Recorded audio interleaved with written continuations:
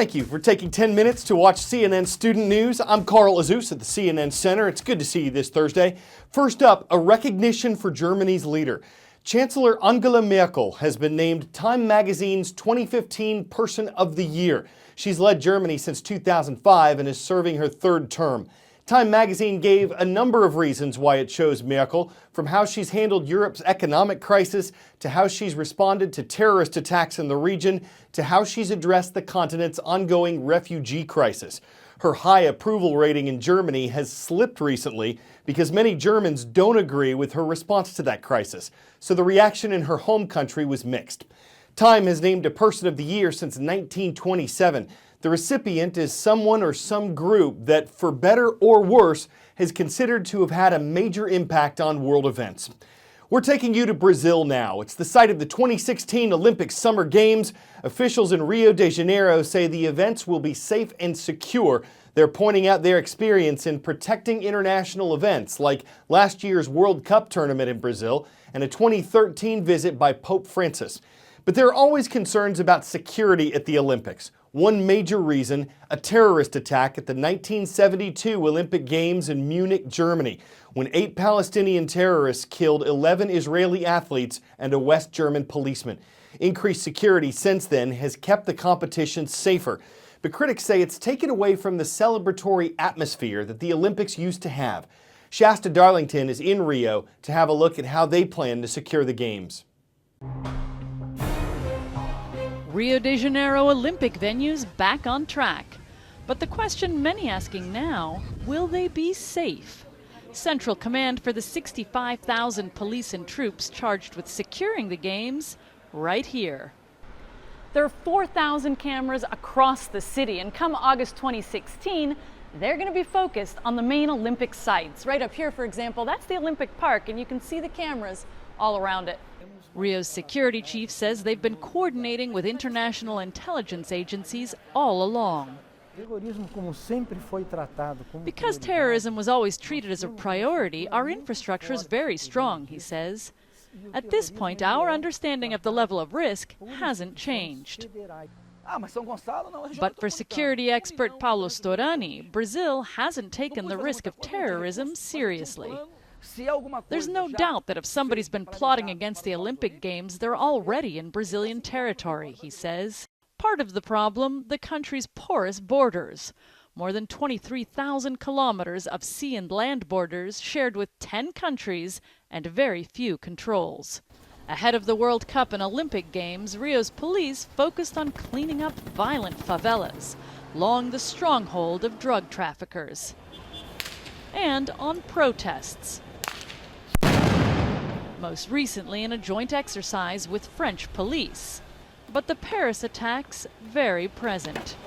We talk to them our difficulties to handle these attacks, the panic. Officials insist they're ready with a contingency force that would boost the security operation to 85,000 troops, more than double the London Games. Shasta Darlington, CNN, Rio de Janeiro.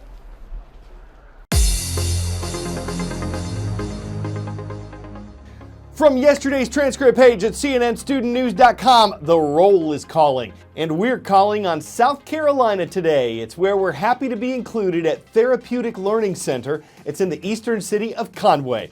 Up next, can you hear the lions roar from Monroe, Louisiana? A warm welcome to everyone at Ouachita Parish High School. And in Gwangju, a city in the southwestern part of South Korea, hello to our viewers at Spear High School. Up next, a controversial method of getting oil and natural gas out of the earth. We're talking about hydraulic fracturing, also known as fracking. Search for that online and you'll see page after page of criticism and praise of the practice. Fracking is blamed for increasing people's dependence on non-renewable fossil fuels. It's also credited with generating billions of dollars for the U.S. economy. Part of the reason why gas prices are so low is because oil prices have plunged. And part of the reason for that is the fact that U.S. oil production has increased so dramatically from fracking. Richard Quest goes underground to explore how it's done, why it's controversial, and why it's contributing to an oil boom. It's hot. And the big sky of Texas seems to go on forever, as these oil and natural gas rigs keep pumping out the black gold. It's a huge industry devoted to cracking the shale rock thousands of feet beneath the ground and freeing the precious fossil fuels inside. There's nothing pretty about the art or science of fracking. It's loud, it's dirty, and if you look at the array of equipment, it's extremely complicated. Fracking has dramatically increased energy production. American industry now has access to cheaper energy, which drives manufacturing costs lower, and that, of course, pushes profits up.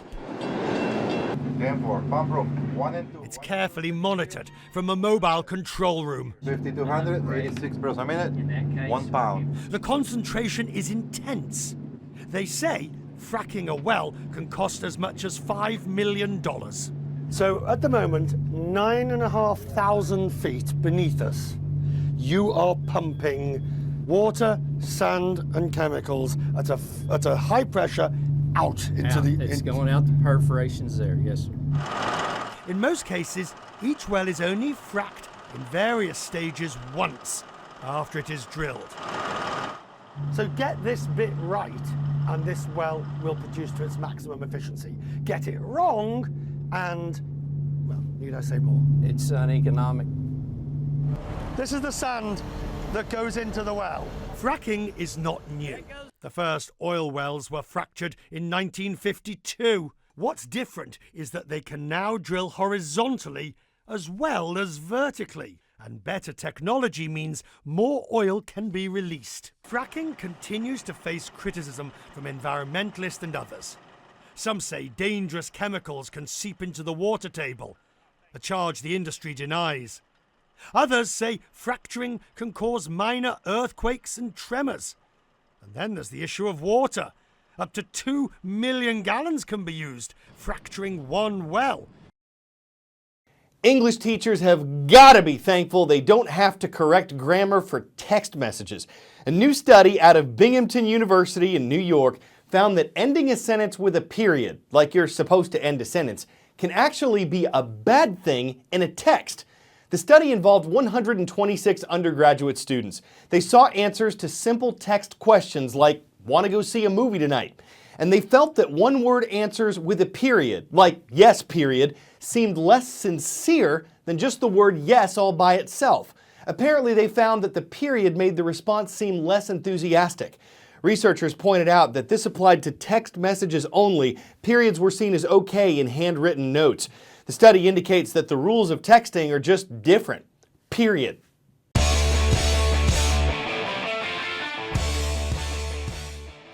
We've seen basketball buzzer beaters from hook shots or half court. This one's pretty extreme. With his team down by 2 points, Minnesota high school junior Oman gets the rebound on a free throw with less than 2 seconds left. He chucks it all the way, and boom goes the dynamite.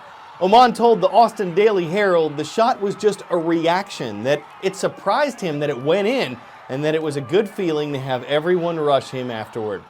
The victory wasn't single-handed, but Oman's shot was. It courted a win blocked out by a field goal that won't soon fade away, making quite a pointed full-court impression on the crowd, something so offensive as to leave the other team a basket case.